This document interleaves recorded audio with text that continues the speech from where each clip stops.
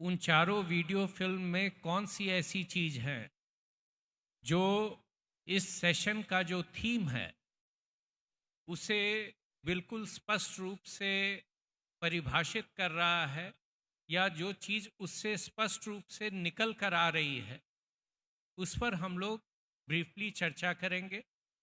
उसके बाद जो बाकी प्रेजेंटेशंस हैं उसको हम लोग देखेंगे। तो सबसे पहले मैं अनुरोध करूंगा कि video on inter and intra department convergence of schemes, इसमें जो तालेगांव ठाकुर ग्राम पंचायत महाराष्ट्र की प्रेजेंटेशन है उसे कृपया दिखाएं।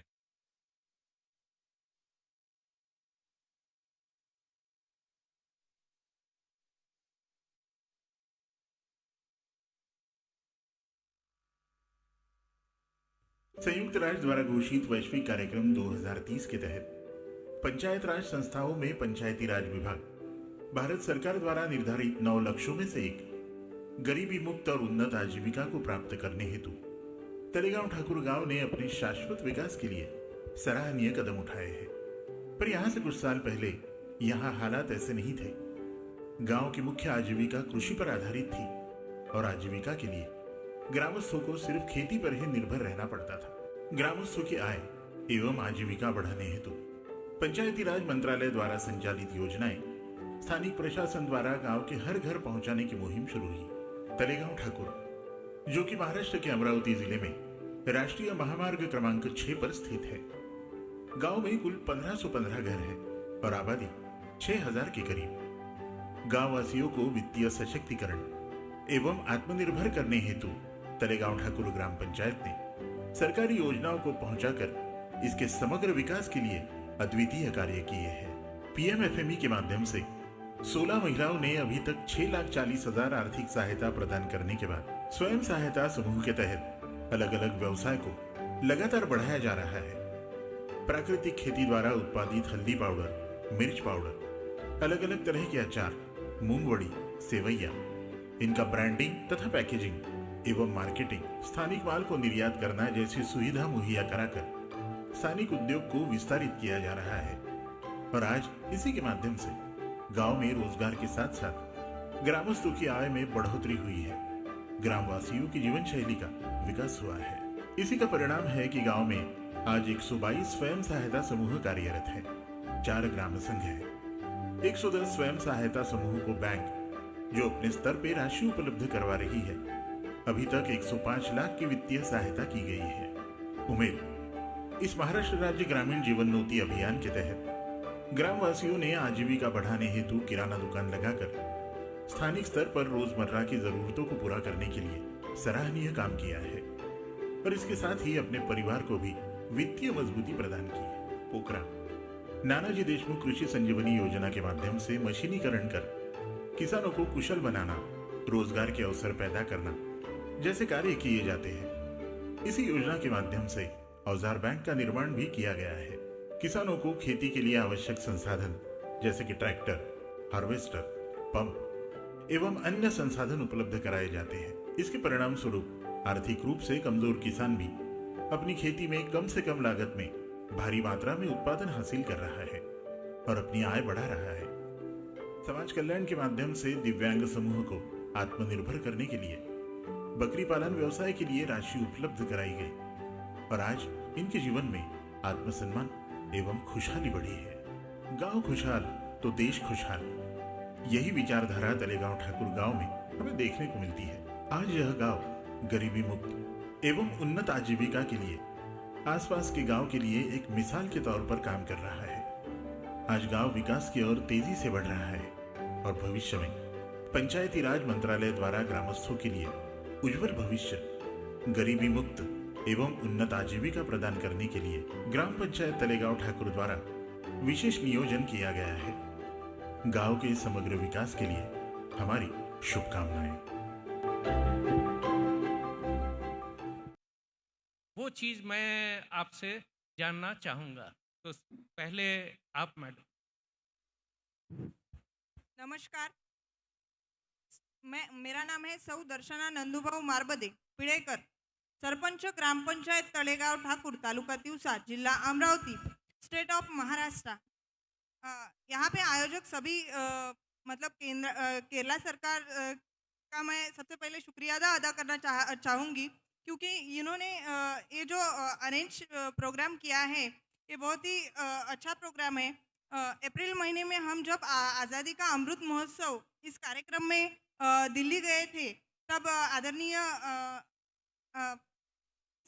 सुनील साहब सर से मुझे भी ऐसा लगा था कि अगर हम इनसे मिल सकते हैं तो बहुत अच्छा होगा, लेकिन आज अचानक ये अवसर मुझे मिला, इसलिए मैं सबसे ज़्यादा शुक्रिया अगर करना चाहूँगी तो सबसे पहले शुक्रिया अदा मैं मेरे तालुके की माजी महिला माननीय आमदार महोदया, जो पिछले 15 साल से हमारे तालुके की आमदार रह चुकी है, माननीय यशोमती ताई ठाकुर जी, तथा संजय काका ठाकुर, और मेरे जो सभी गांव के जिन्होंने मुझे यहाँ चुन के उनकी जो समस्याएं हैं बोलने के लिए जो अवसर मुझे मिला है, उनका शुक्रिया अदा करना चाहूँगी।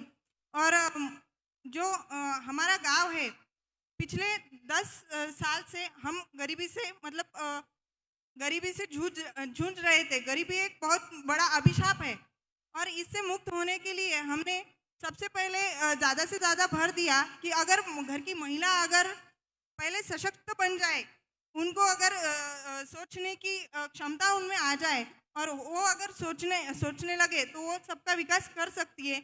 इसलिए हमने उन महिलाओं को आगे लाने का बहुत ज़्यादा प्रयास किया और उससे ये जो सफलता आज हमें मिली है, ये 1 या 2 दिन में नहीं मिली है।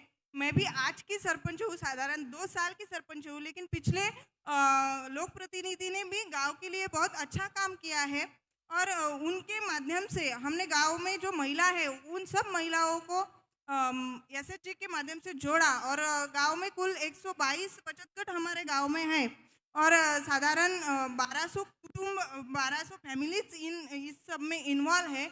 और आज हमारे गांव में कुल 4 ग्राम संघ मतलब इस 30-30 ऐसे मिल 30-30 बचत गटों से एसएचजी से मिलकर 4 ग्राम संघ हमारे गांव में अभी चालू है और इस ग्राम संघ और बचत गटों का ज़्यादा से ज़्यादा महिलाओं को यह फायदा होता है कि अगर वो घर से बाहर निकलना चाहे या कुछ उद्योग करना चाहे तो उन्हें किसी के सामने हाथ पसारने नहीं पड़ते, वो खुद का व्यवसाय खुद शुरू कर सकती है। इसलिए आज मेरे गांव में सभी महिला कोई महिला कृषि पर निर्धारित है और सबसे ज़्यादा महिला खुद का व्यवसाय बनाकर हमारा परिवार का भरण पोषण करने के लिए तैयार हो चुकी है। और सबसे ज़्यादा मैं एक गांव का लोक प्रतिनिधि होने के हूँ, इसलिए मैं मेरे गांव की समस्याओं को रखते हुए बोलना चाहूँगी कि हमें हमारा गांव गरीबी मुक्त ही करना नहीं है, हमारा गांव हमें सब चीज़ों में आगे लाना है, क्योंकि हम लोक प्रतिनिधि है और उन्होंने हमारे कंधे पर एक जिम्मेदारी दी है कि हमारा विकास जहाँ सबसे ज़्यादा आपके अगर हो सके तो आप करें। इसलिए मैं अगर बोलना चाहूँगी कि ये अगर गरीबी मुक्त करने का गरीबी मुक्त अगर हमारा गांव हमें करना है और इसमें हमें आज थोड़ी सी दिक्कत ऐसी जा रही है सर कि ये जो आज हम गरीबी मुक्त हो चुके ऐसा हमें लग रहा है, लेकिन फिर भी साधारण 2 से 2.5 साल पहले की समस्या है। जो घरकुल के लाभार्थी थे, मेरे गांव के सभी लोगों ने बोला मुझे कि मैम आप केरला जा रही हो तो ये समस्या अगर आप कोई मिनिस्ट्री से बोलेंगे तो ज़रूर बोलना कि जो घरकुल के लाभार्थी है ओबीसी के, वो लाभार्थी ऑनलाइन पद्धति द्वारा 16 निकषों द्वारा रिजेक्ट किए गए हैं। कुल 10 साल से वो वेटिंग पर थे और अभी ऐसा हुआ कि वो रिजेक्ट हो चुके हैं। उसे अलग से सुन ले। हाँ, तो वो बोल रहे थे कि मैम अगर आप हमारे लिए ये कुछ कर सकेंगे तो मैं भी यहाँ से कुछ लेना चाहूँगी, तो अगर सर ये प्रॉब्लम हमारा सॉल्व हो जाए तो आगे हम गरीब बन नहीं सकेंगे, ऐसा मेरा मानना है। आप सभी ने मुझे बोलने का अवसर दिया, इसलिए थैंक यू। Thank you. जय हिंद, जय Maharashtra. Thank you madam. Assam.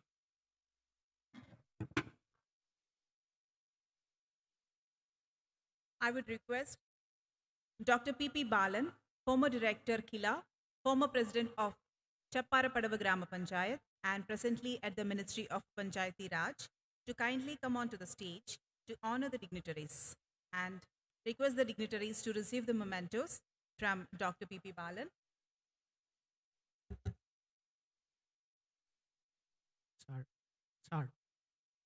Srimati Darshana Nandubao Marbade, Talegaon Thakur Grama Panchayat, Maharashtra.